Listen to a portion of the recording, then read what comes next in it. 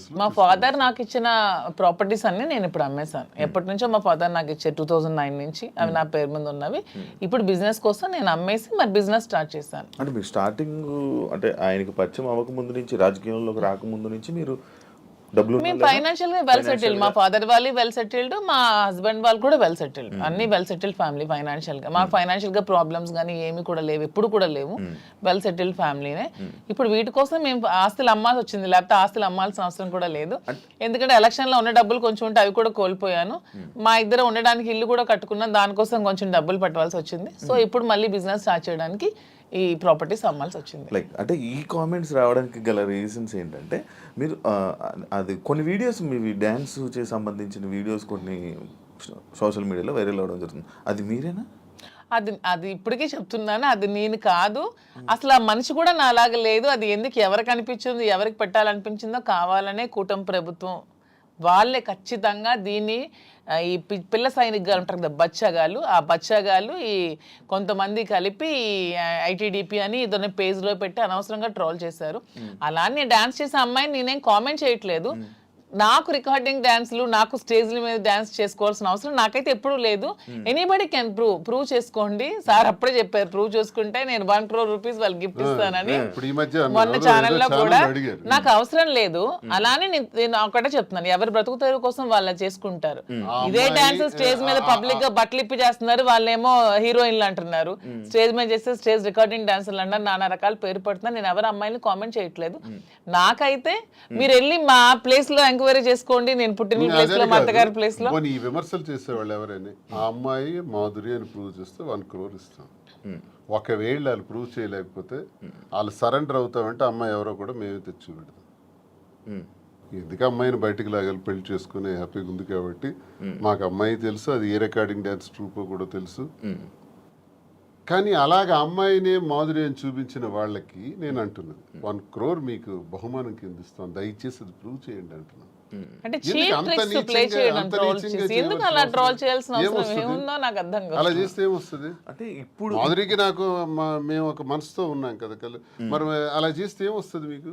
ఎవడా చేసేవాడు? Recording dance చేసే అమ్మాయిని పెళ్లి చేసుకుని, రికార్డింగ్ డాన్స్ అమ్మాయిని ఓవర్సీని పెళ్లి చేసుకుని నీకేంటి నొప్పి, పెట్టినోడికి ఏంటి నొప్పి? అలాగైతే మీరు డాన్స్ చేసి మీరే ఒప్పుకున్నట్టు. నేను కాదు కదా,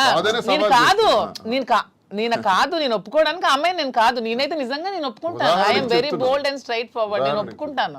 if it is me I will agree. నేనే అదా, నేను డాన్స్ చేసిన వీడియోస్ చాలా ఉన్నాయి, నేను పెట్టుకుంటున్నాను కదా. నేను చేసి నేనే పెట్టుకుంటాను. నేను అది కానప్పుడు నేను ఎలా ఒప్పుకుంటాను? అలానే అదే అంటున్నాను, ఒకవేళ డాన్స్ చేసిన అమ్మాయినే దువ్వాసం చేసుకుంటే మీకేంటి పెయిన్? అమ్మాయి మాత్రం అమ్మాయి కాదా, ఆడపిల్ల కాదా? ఎందుకు అంత ట్రోల్ చేయాల్సిన అవసరం ఏముంది, అంత నెగిటివిటీ స్ప్రెడ్ చేయాల్సిన అవసరం ఏముందని అడుగుతున్నాను నేను.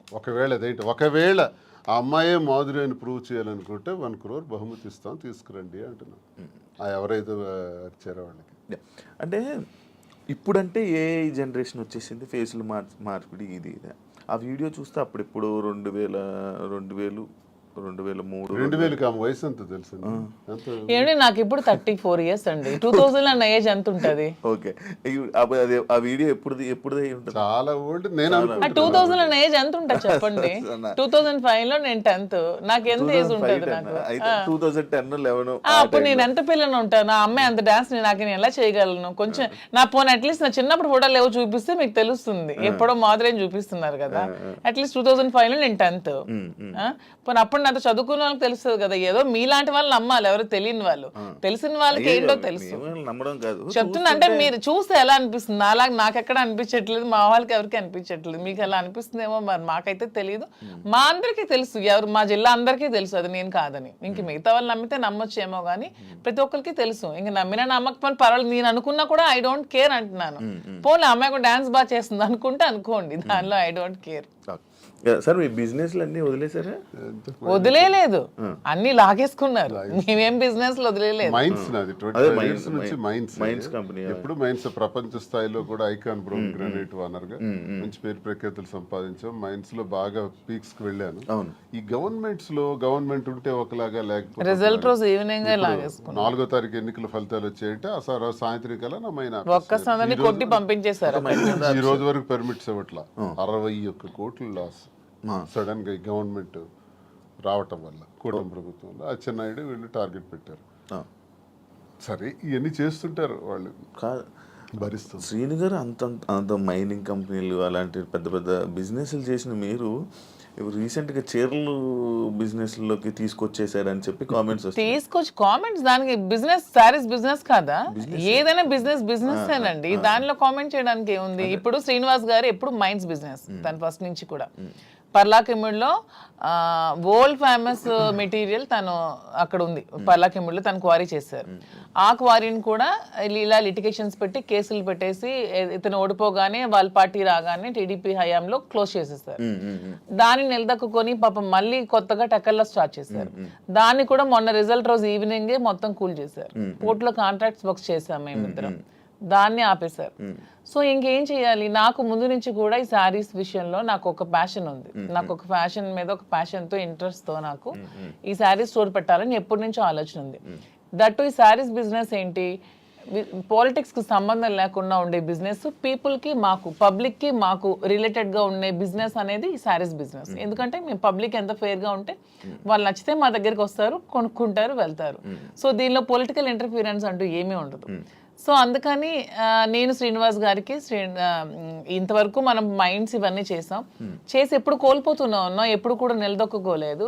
ఈ 4 years లో కూడా 30-40 crores వరకు పెట్టాం, లాస్ అయిపోయాం. మళ్ళీ ఇదే స్టార్ట్ చేసాం. మళ్ళీ నెక్స్ట్ టైం పార్టీ వస్తుందో రాదో, మళ్ళీ ఏమవుతుంది, పొలిటికల్గా ఇబ్బంది పడుతున్నాం. కాబట్టి ఇదన్నిటికీ డిఫరెంట్గా మనం తెలంగాణ అంటే ముందు నుంచి శ్రీనివాస్ గారికి నాకు హైదరాబాద్ మా ఫేవరెట్ ప్లేస్, మా ఇద్దరికి కూడా. హైదరాబాద్ ప్రజలు కూడా చాలా మంచి మనసున్న మనుషులు, ఎవరు వచ్చినా ఆదరిస్తారు. బ్రతకడానికి బ్రతుకు తెరువునిస్తుంది హైదరాబాద్. అదొక చాలా పెద్ద ప్రపంచం హైదరాబాద్ అనేది, చాలా మందికి లైఫ్ని ఇస్తుంది. సో ఈ ప్లేస్ని మనం చూస్ చేసుకుందాం.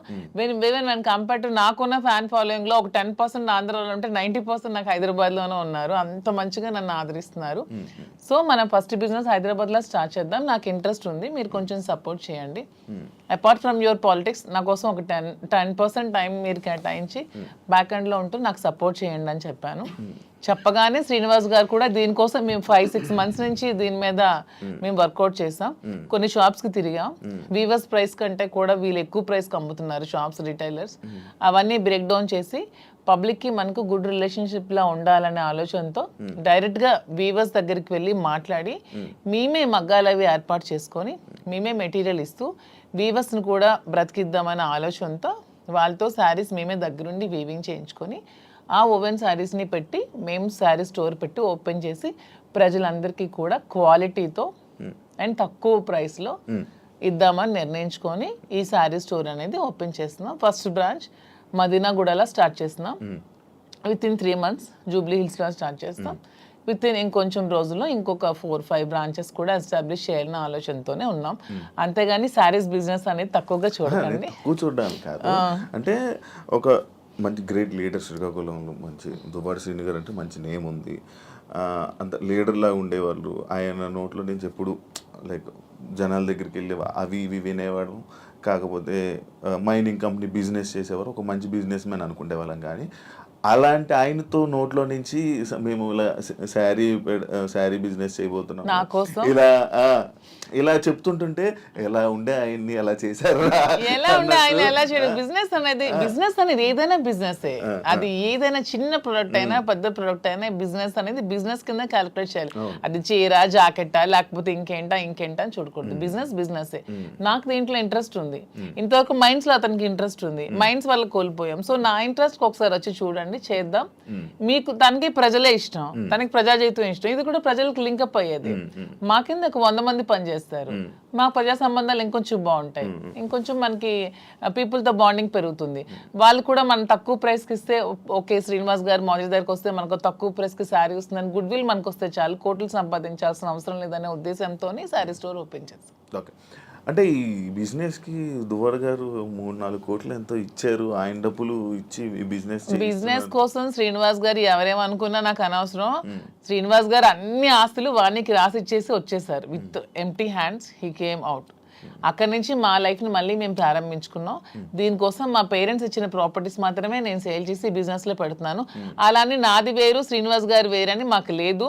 మీరు అడిగిన క్వశ్చన్కి ఆన్సర్ చెప్పాం. మా ఇద్దరు తన దగ్గర ఎన్ని కోట్లున్నా నాకు ఇస్తారు. ప్రెసెంట్ లేవు, లాగేసుకున్నారు అందరూ. ఉంటే నాకు ఇస్తారు ఖచ్చితంగా. సో నా దగ్గర ఉన్న ప్రతిదీ అతనిదే. మా ఇద్దరి మధ్యలో నీది నాది అనే తేడా లేదు. అయినా మా ఇద్దరు ఇప్పుడు మొగుడు పల్లాలి. మా ఇద్దరు నాదైనా ఒకటే అతనిదైనా ఒకటే. ఎవరికి సంబంధం లేదు. ఎవరు డబ్బులు పెడితే మీకేంటి ప్రాబ్లం? మీ బిజినెస్ చేస్తున్నావా, మంచి ప్రొడక్ట్ అందిస్తున్నావా అనేది మీరు చూడండి. అంటే డబ్బు గురించి ఆయనకి దగ్గర అయ్యారని కూడా టాక్. అది ఫేక్ అదే చెప్తున్నాను కదా. మీరు కావాలంటే అన్ని మొత్తం డాక్యుమెంట్స్ అవన్నీ వెనక్కి తీసుకోండి. ఆస్తులన్నీ రాసిచ్చి తను చెప్తున్నాను 0 బ్యాంక్ బ్యాలెన్స్ తో వచ్చారు నా దగ్గరికి. అందుకే నేను అంటున్నాను, మా బంధం మీరు ఎన్ని కామెంట్ చేసుకున్నా మాది 100% ప్యూర్ లవ్. ఎందుకంటే నేను అతని నుంచి ఏది ఆశించలేదు, ₹1 ఆశించలేదు. అతను పదవిలో లేరు, నేను పదవిని ఆశించడానికి. అతను డబ్బులు లేవు, డబ్బు ఆశించడానికి. ఏమి ఆశించుకున్నా 100% అతని మనసు, అతని వ్యక్తిత్వం, అతని హానెస్టీ, అతని హంబుల్నెస్ ఇవే చూసి నేను ఇష్టపడ్డాను. దాంతోనే ఇప్పుడు కలిసి ఉన్నాం. అతని దగ్గర ఏ ఆస్తులు లేవు, అన్ని బాణీకి ఇచ్చేసి వచ్చేసారు. ఇటీవల కాలంలో ఒక ₹2 కోట్ల విలువైన 2.5 కోట్ల విలువైనటువంటి ఒక అసెట్ విశాఖపట్నంలో అమ్మారు. అలాగే శ్రీకాకుళంలో కూడా కొన్ని ల్యాండ్స్ అమ్మారు. అమ్మి ఈ డబ్బులన్నీ కూడా అక్యుములేట్ చేసి ఈ బిజినెస్